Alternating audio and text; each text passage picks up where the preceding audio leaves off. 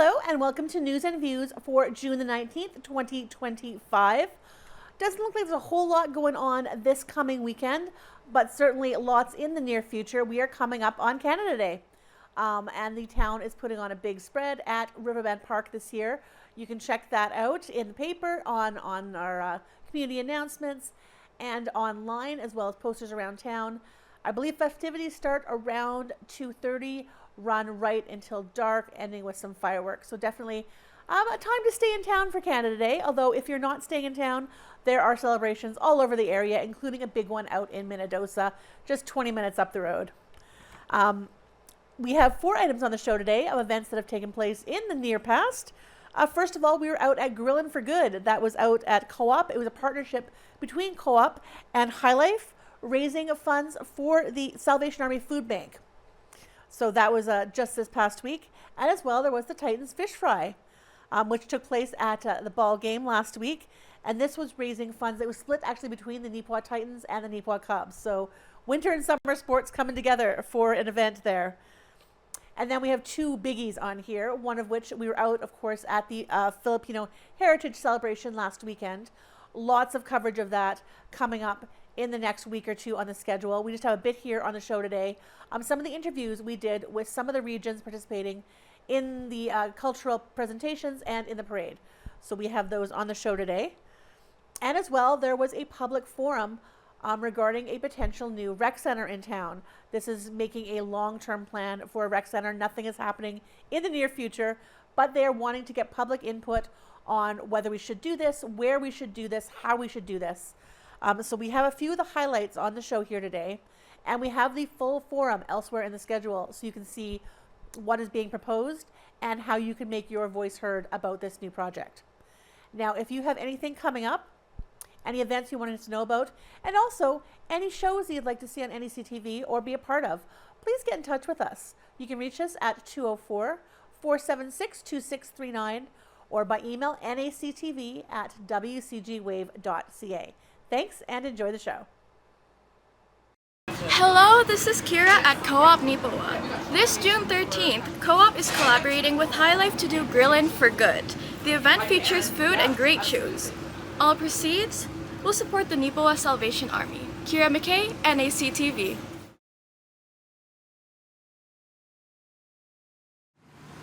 Hi there, so I'm Amanda Nottingale. I'm the Salvation Army Ministries Director for the Salvation Army here in Neepawa.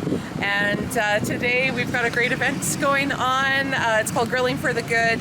It's in support of our community services expansion. We're moving our food bank and all of our community services into one space, and we're creating a community kitchen. And so this, the funds raised today are definitely going to help see that project come to fruition. It's Allie from Neepawa Gladstone Co-op, and we are here today grilling for good with High Life. They brought their food truck down to the Neepawa Co-op grocery store, and they're serving up farmer sausage, and all the proceeds today are going towards Salvation Army to help them out with their food bank and their expansion of their new community kitchen. We also have Longshot joining us, entertaining all of our guests today. Thank you. You're welcome.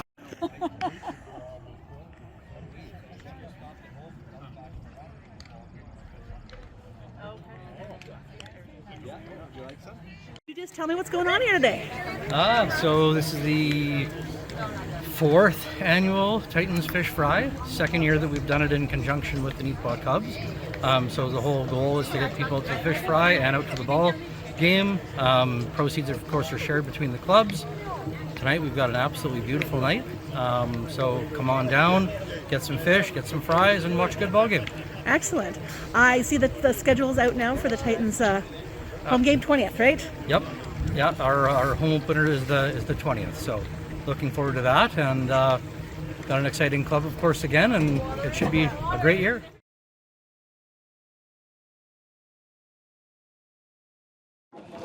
Hi, I'm Mary Ann. I'm part of the National Capital Region. We're also known as the Metropolitan Manila. It is the country of political, economic, and educational center. Right behind me is the huge red shoe, which represents the town of Marikina. Marikina is the shoe capital of the Philippines. The city of Marikina is considered one of the wealthiest local government units in the Philippines. Marikina is also known as the shoe capital of the Philippines. And they produce about 70% of shoes made in the country. Marikina was once recognized by the Guinness World of Records for having the largest pair of shoes in the world. That was in 2002. And that really makes us proud. Yeah. Can you tell something about NCR group in Nipoa? Sure. When did it start? And do you have like a count of the number of families? Not necessarily. I think compared to the other regions, we're the smallest. Like a couple of years ago, there were only 14 of us. But now that we're more visible and we're actually gaining more attention because we are the first runner-up for our sports, and then the Ginoo is coming from NCR, and the second runner-up, Ginang, is also from NCR. And now we're gaining more traction. More and more Filipinos from NCR are coming together, volunteering, showing up, and actually wanting to buy the shirt. And so that shows that we're evolving and we're really growing. Okay, yeah. And hopefully this is the year that we're gonna continue to rise. Yeah, okay. Do you want to thank all the NCR? Of course, yeah. yes. I'd like to thank everybody who has put in their effort. Nobody, no job is too big when we're all working together and there's no important job. Every little thing counts as one. Every little thing contributes to whatever we have shown and whatever we are showcasing right now.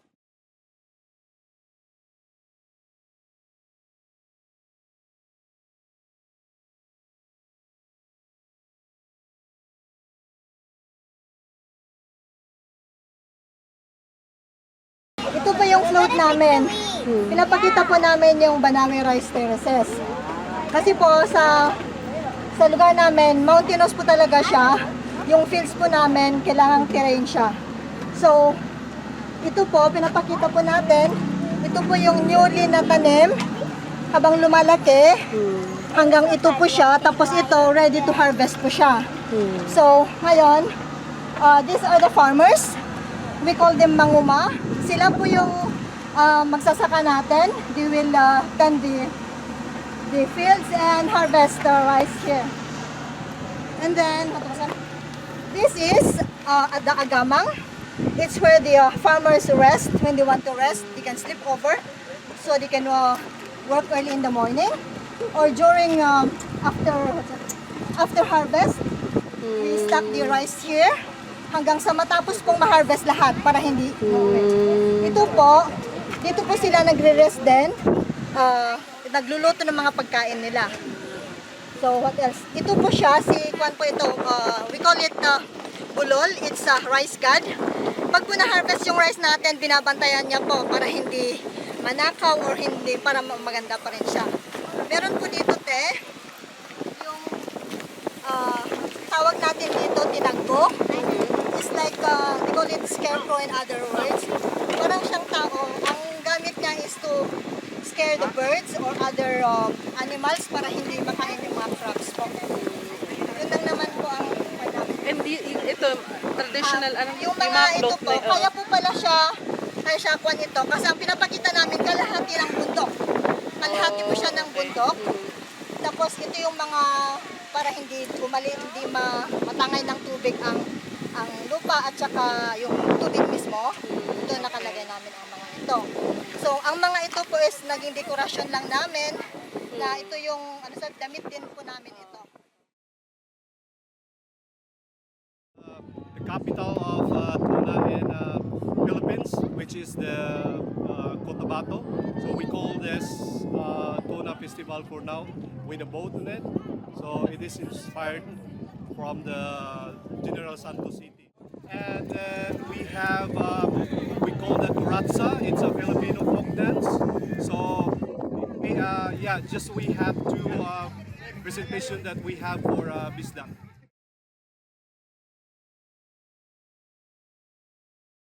Good afternoon. Magandang hapon. Maray na hapon.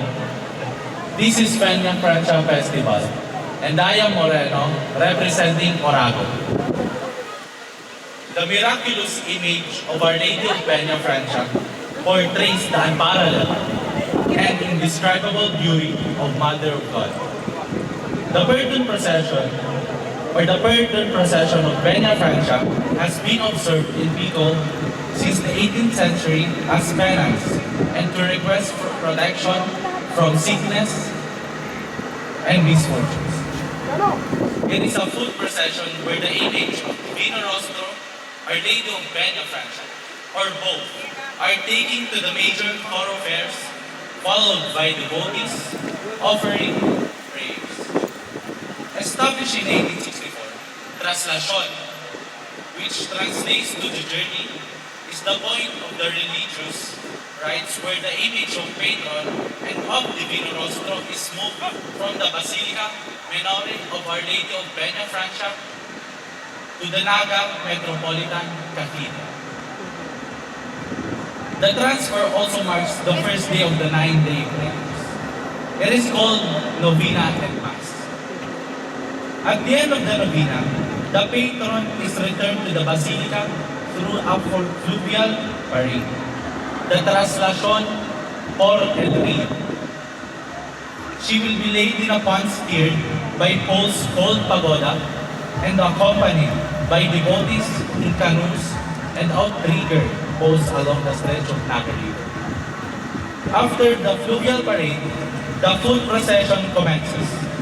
Devotees walk to complete the journey to the Basilica. The patron saint is placed on an andas, a carriage, and greeted, cheers!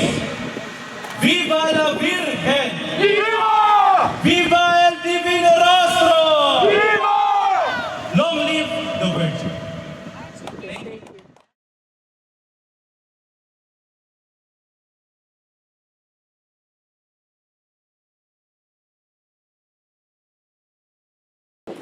Or lives, and we wanted to showcase the creativity and resourcefulness of Filipinos, not just Cabalens, but the wider Filipino community as well. But one thing that we want to emphasize is the big pots and pans, cooking pans that we have, and some of the ingredients, because we are known as a culinary capital of the Philippines. Well, basically we wanted to show you the past, present, and future, because this year's Filipino heritage theme is Filipino resilience from the past, present, and future. And we wanted to showcase Bahay Kubo from the past. This is our ancestors' house look like.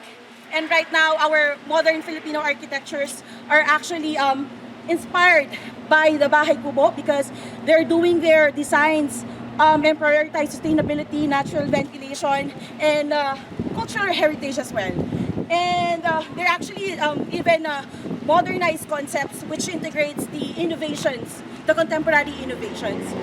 One thing more, because as you know a while ago, as you watched us, we said Pampanga Manyaman. Manyaman is a Kapampangan word which means delicious and tasty. And we all know that since we are the culinary capital of the Philippines, the passion for food of Kapampangans is evident of the meticulous selection of ingredients and our methods. We have one technique that we call sangkutsa. It's a pre-cooking method which actually we use to maintain the quality and flavor of our dishes. And I know this is the powerful way of showcasing or saying that Kapampangan is resilient. And by highlighting both the past and the present with our history, we wanted to show you how Kapampangans can demonstrate adaptability, strength through rich traditions or culinary traditions, and ability to demonstrate or the ability to overcome challenges that comes to us. So, Viva Arriba Kabalen! We are the Kabalens! Kabalen! Kabalen!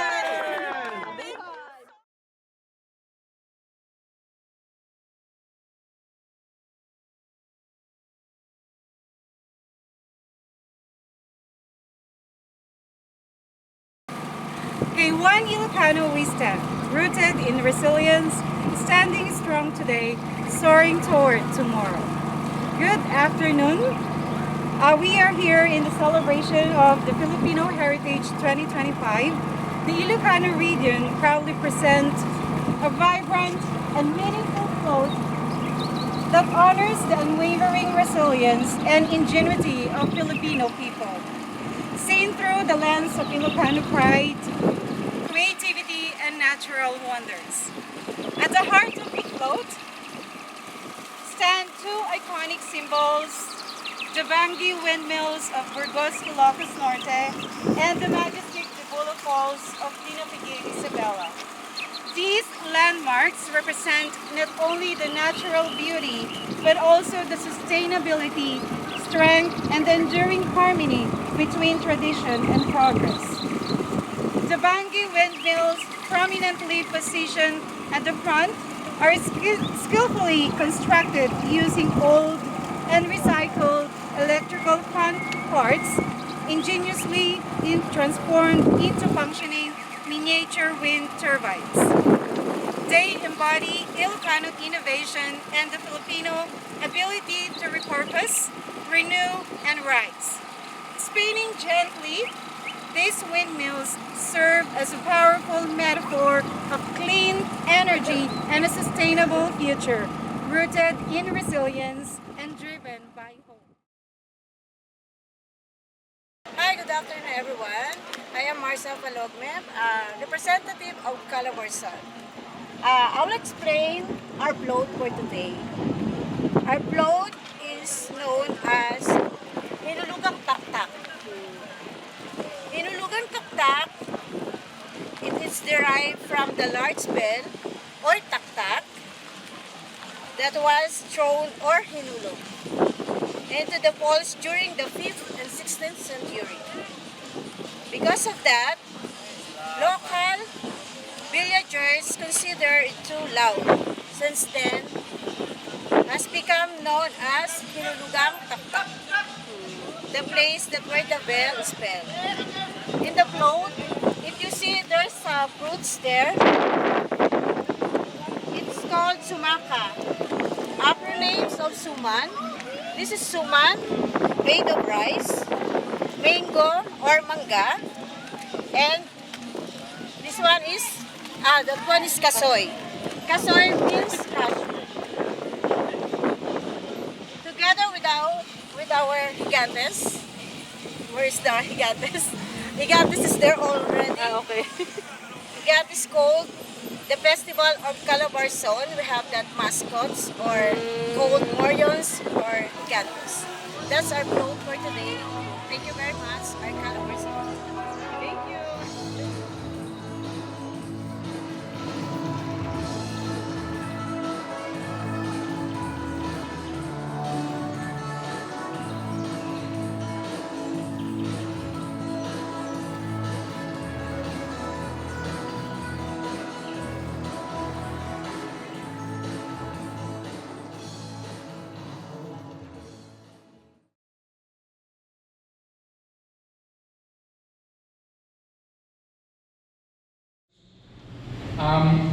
I guess I want to begin by how did we get here and why are we here? So I'm Wayne Jacobson, for those of you that don't know me, and I'm the current board president for the Yellowhead Recreational Center.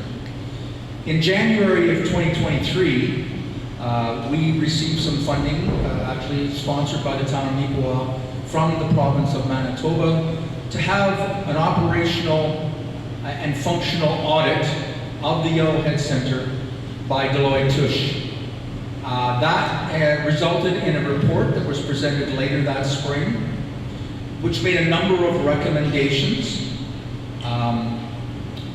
One of those recommendations, given the fact that this facility is fairly old, is that we needed to come up with a long-term strategic plan as to how we're going to provide the recreational facilities that this facility provides for our community.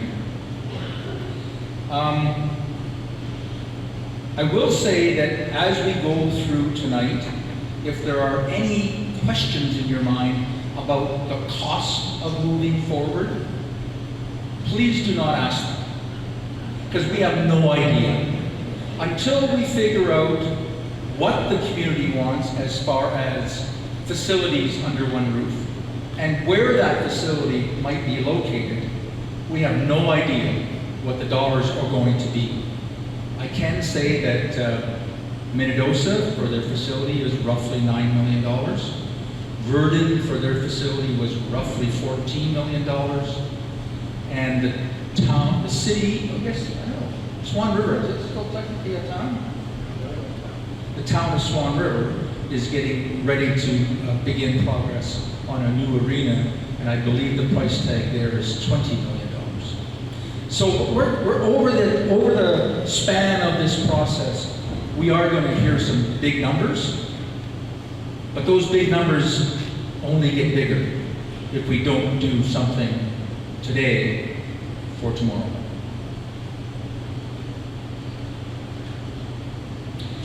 The other thing I really want to emphasize is that this is not a Town of Nipawa initiative. And I used to think it was kind of, what's the right word, what's politically correct here? Unfortunate that the Yellowhead Center was a voluntary board and not owned by the Town of Nipawa. But as I've progressed through this current role, I realize that this facility serves our region. It's not a Town of Nipawa initiative. It's the 3 RMs and the Town of Nipawa. And I would suggest that for the golf course and for the curling club, that a significant, maybe more than 50% of their membership is from outside the Town of Nipawa. So I really want us to wrap our minds around the fact that this is regional, whether it's 20 miles or 30 miles. The gymnastics program here draws people from Shoal Lake, Erickson, McCreary. So we really are a center of recreational usage. We're not talking about today. We're talking about what will the region around Nipawa need 20 years from now. Will Nipawa be 10,000 people, 15,000 people, 20,000 people? At the rate we have been going, we are a growing community. The other thing that I want to emphasize is, who are we serving?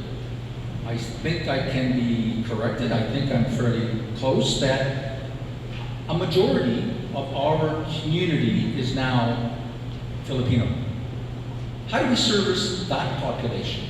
Because they deserve to have recreational facilities that fulfill their needs.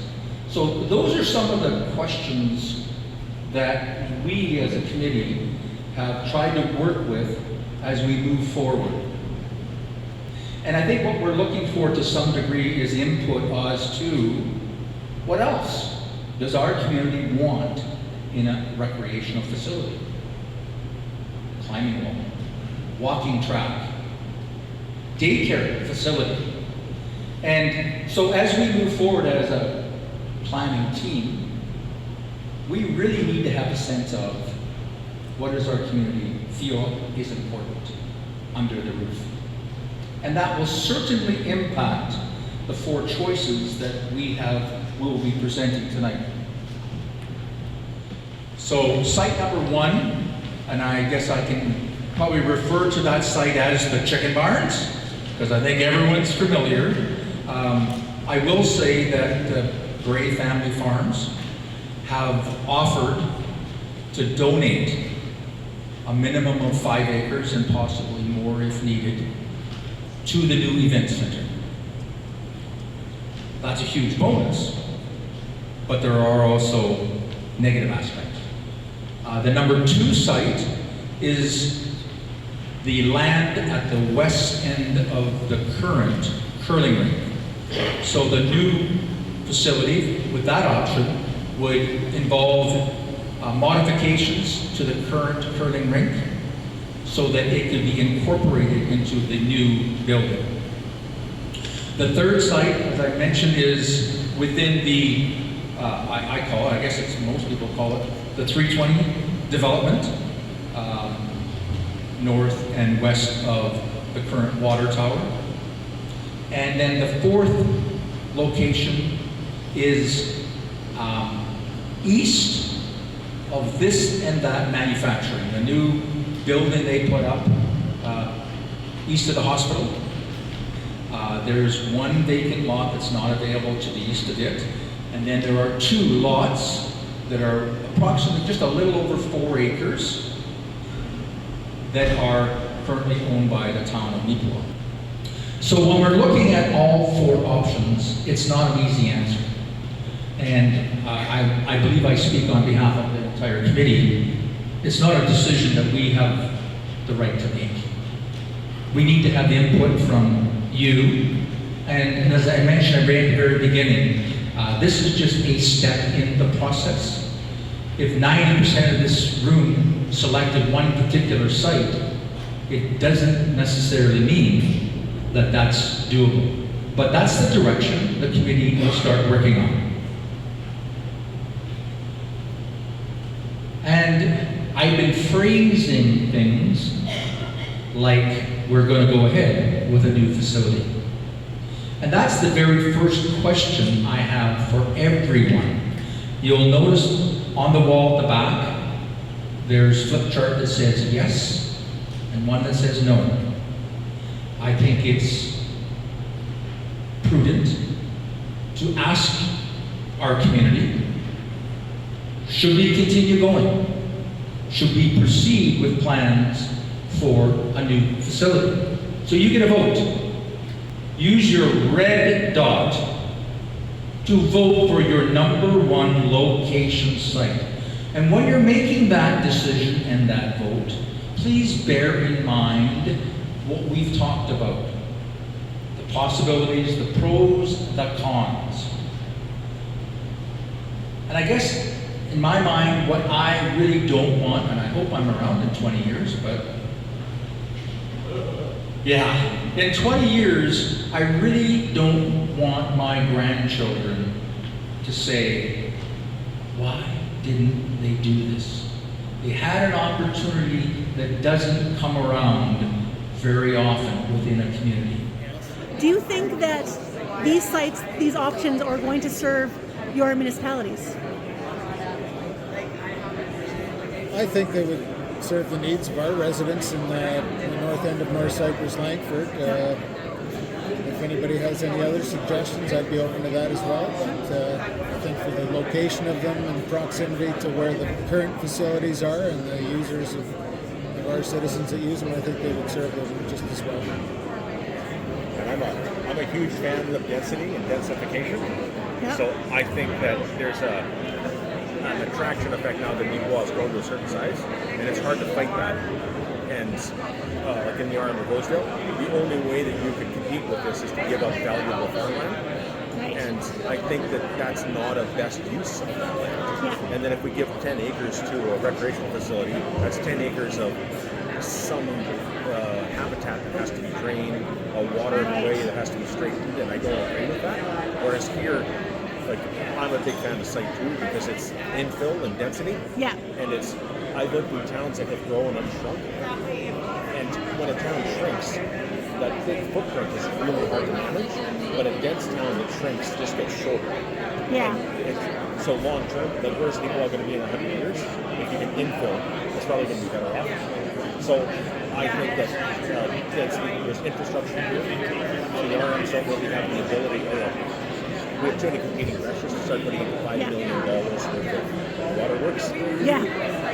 And that is one thing about all these sites is none of them are taking any farmland. None of them are purchasing any farmland. Which is actually something I hadn't noted until you mentioned that. So. And it's a tough call, but like you said, everybody comes into Nipua. Yeah. And once that momentum starts, it's hard to stop. Yeah. Right. Thanks, guys.